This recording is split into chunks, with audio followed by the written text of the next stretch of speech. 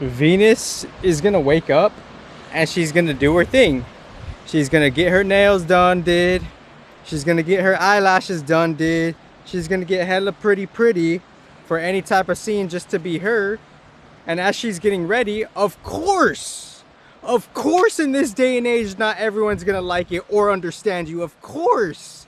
That's daytime Venus. She's gonna do you. You're gonna do what you do as you being your own individual inner feminine being, feminine resonating particularly to how we co-create with like a larger scale of things, because we're just kind of like the after effect of a different play of planets that's happening. The new sun in Libra, somehow the sun being on a certain gate, the sun being some type of character emphasis developer system, and that sun is in a particular I Ching gate where it's on some type of energy where the G center is connecting to the sacral chakra. So that sun, that light, that character, it's defining how we come from the depths of our soul, and how whatever we're affiliated on a different level when you go to sleep, there's some type of different affiliation there, and that affiliation is ultimately supplying your sacral chakra of your human body respectively. So you have a sacral chakra and it's being heightened, particularly with the sun being in a certain arrangement in the solar system, and that reflecting a different body and its own soul, seat of the soul, G center, to the sacral chakra, its own sacral chakra, a whole different context of the admin cadmin body. So of course not everyone's gonna like it. New sun in Libra, this is daytime Venus, and moon conjunct Uranus and holding together. We're revolutionizing and we're having raw abstract innovation, Uranus, and how we hold together and how we hold the visual software system together. That whole Taurus constellation, moon and Uranus in gate 8 holding together. So holding the fucking mainframe respectively. This is advanced intelligence, mind you. I'm not trying to offend anybody.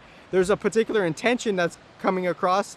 And within the new sun of Libra, the moon is also in some type of like resonant G center gate to the throat chakra. So the moon, our feminine body surface level human container, it's being jazzed up by the Taurus constellation. The Taurus constellation respectively, it houses also as well the 11 different voice centers in the throat chakra, because there's 11 different voices in the throat chakra, but in a more particular context, maybe those 11 different voices are the 11 different senses if you casually correlate it to the Gita Bhagavad. So to the Gita Bhagavad, Sri Bhagavan, he says there's 11 different senses. So those senses could be corresponding to voices as well that's stored in the throat chakra. So this is negentropic human design. So I'm just giving you like just a little feel, and there's this pretty cool presentation I did on my IG about the quote unquote water body end quote. There's a ballpark of presentations there, and let me just edit it and open it up, and then we'll see like, you know, what's up for like how we influence each other on the microcosm after effect, because this whole earth, it's the microcosm after effect, and the dynamics and mechanics of earth is we're affecting each other based on our growth and what we deposit and where we're at. So the planets are like in certain places. So Uranus and the moon is in Taurus, so that's feeding Venus. So there's different cross circuit ways going on a spiritual energetic level. I'm not kidding, you know. So like that whole complex is before the human play. So within that cross tethering, cross wiring, cross rerouting, multifaceted circuitware, as different planets are in different houses, it oozes and passes different energies to the depositor of wherever the depositor is. Venus is cusping Scorpio Libra, so Venus is depositing her Taurus energies and her Libra energies and what's in those Taurus energies and Libra energies into the Scorpio. So Venus is exploring the depths. This is like the fall of Venus. This is like some type of fall of quote unquote, you know, Lucy, right, end quote. And as Venus is falling in Scorpio, because I believe she has a unique dissension there. She's receiving particular energies from her houseware system, Taurus and Libra. And Uranus could be expressing Scorpio in Taurus. So Uranus is like upholding this whole rigid, like, this otherworldly structure. That's Uranus for you. Otherworldly structure, but still structured. So of course not everyone's gonna like what you do, because not everyone could even have the intelligence to understand what our purpose is, respectively. So we have a particular purpose and intention and a mission in regards to the collective scenarios happening, and we're kind of just like not understanding that. So the new sun in Libra, it's like one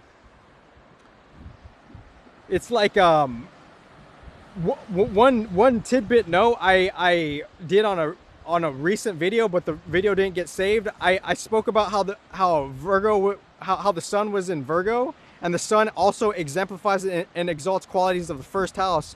So like a couple days ago, the sun was in Virgo, first house. The fifth house was Capricorn, and the ninth house was Taurus. So the first, the fifth, and the ninth house, that's a particular arrangement of a triune of houses. First, 5, 9.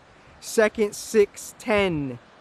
3, 7, 11. 4, 8, 12. Those are trine arrangements, right?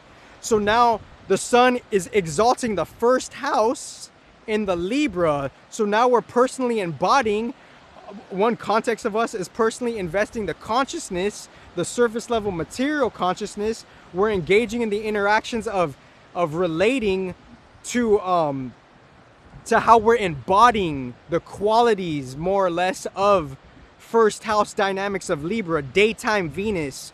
We're embodying the sun, first and fifth house, the sun is making us go into relationships to daytime Venus, first house, fifth house. And within that first and fifth house, the fifth house is Aquarius, and the ninth house is Gemini. So that triune of things that are going on right now, that's the new sun in Libra is giving us a segue on like on how the new sun is already arranging that to be so, because the first house is in Libra right now in one context, the sun, first house.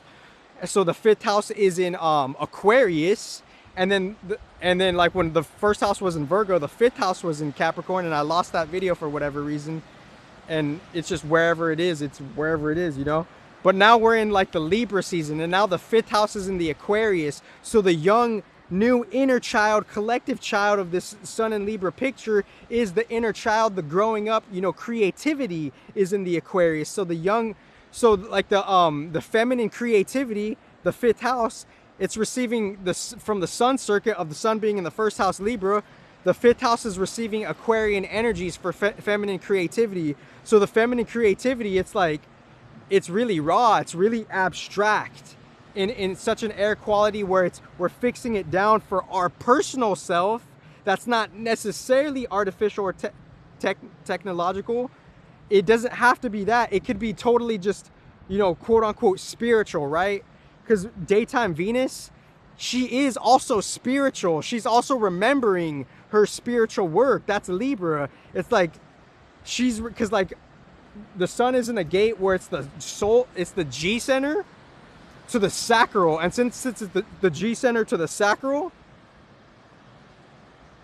that G center, the seat of the soul, daytime Venus is relating to that, and she's doing her new work and how she gets to uniquely be her based on, and she's glad to be her from some bizarre soul connection.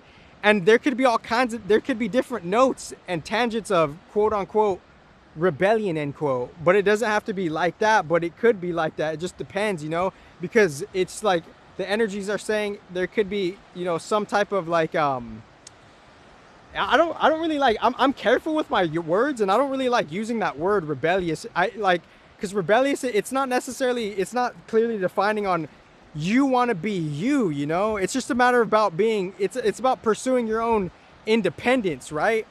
So it's not necessarily rebellion, but there could be notes of rebellion because, you know, just because of the transits of like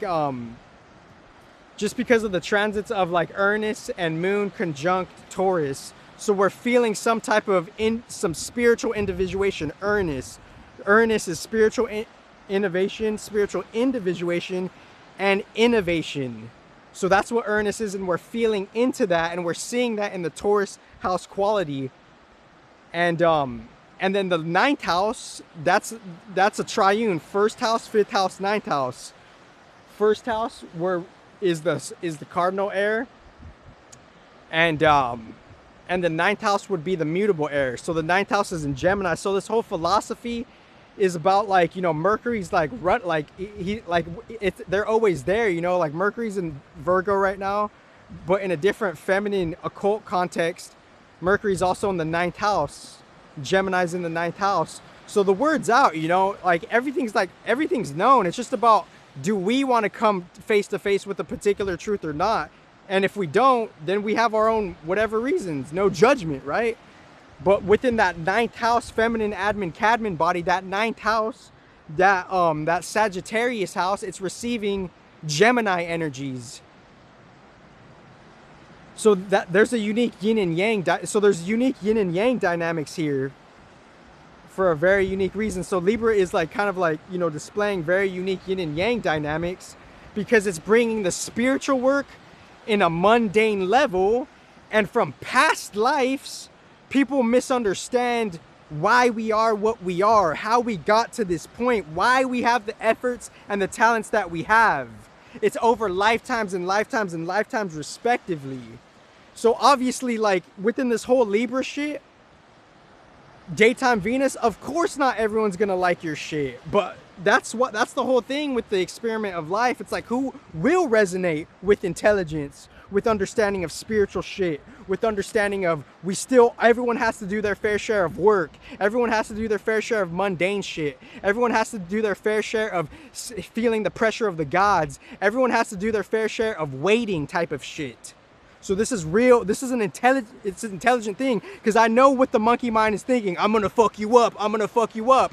What is that gonna do when there's a fucking different mission of spiritual truth that's doing something way beyond what you're doing? And my battery is kind of like checking me right now. So that's what that is. So my battery's checking me. Oh god damn it. Let's see. Oh god, 15%. That's not bad. So it's at least it's not 5%. So that's the new sun in Libra, a mini transit new sun in Libra, and of course not everyone's gonna understand or like your shit. Like, duh. Like, who gives a fuck, right? I thought we were sharing that fucking belief. Like, who gives a fuck? But anyways, and then it's like, and then new sun in Libra, right? It's like, you know, our relationship to Venus respectively, she's kind of like, she's like the surface level carrier womb of this stuff. So it's an embodiment of just basic balanced quote unquote magic, end quote, quote unquote witchcraft. Because the witchcraft and magic, it's kind of the same thing. Everything is like an act of some type of miracle for you to walk, for you to put shit together, for you to just do anything, for you to have a goal, for you to have ambition, for you to have a thought, a dream, anything. It's all some type of magic. And that Libra Venus shit is embodying that shit. And not everyone's gonna like what you fucking have to offer, of course. So the new sun in Libra is like, that's what that is. So obviously, like, those, like, daytime Venus knows the thoughts of, like, people just on a basic level. It's like obvious, but thank God we're like growing our intelligence. That's why. So so new sun in Libra, in an esoteric lens, it's like it's a new 6-month moon cycle phase.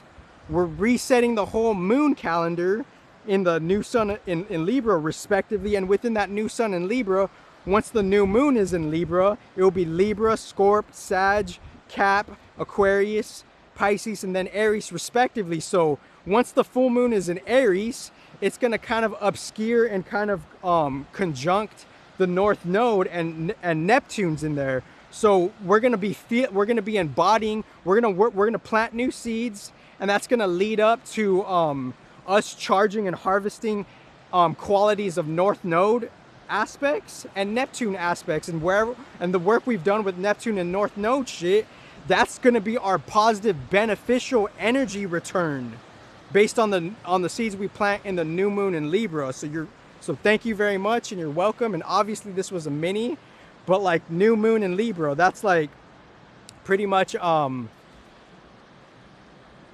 it's like everything I said, you know, that could apply to the new moon in Libra. And then the moon will phase after that is like inner dark embodiment, Scorpio. Then after that, it's like just seeing your place after starting from kind of like daytime Venus shit, like finding your individual inner feminine self amongst this witchcraft of God play, new moon in Libra. Then it's going to travel from Libra to Aries.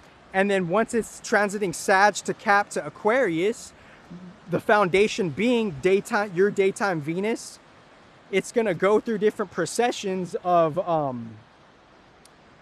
it's going to have a particular sequence where it's, that daytime Venus is going to be charging itself, and the sun and how the sun pushes out and is interacting with all the planets in the orbit. The sun and the other planets, that's what's going to make the moon energy, the water body. And within that water body, eventually the water bodies, it's always reacting and interacting with the moon. The moon's always interacting with your water body. So since all that shit is happening, the individual daytime Venus it could be upset, perhaps, because it has to go through mundane circumstances of shit. And there's particular karma that we could hopefully clear in recognizing the justice system and the Libra constellation. Maybe we could clear our karma, which is ironic as fuck if you think about it. Thank you.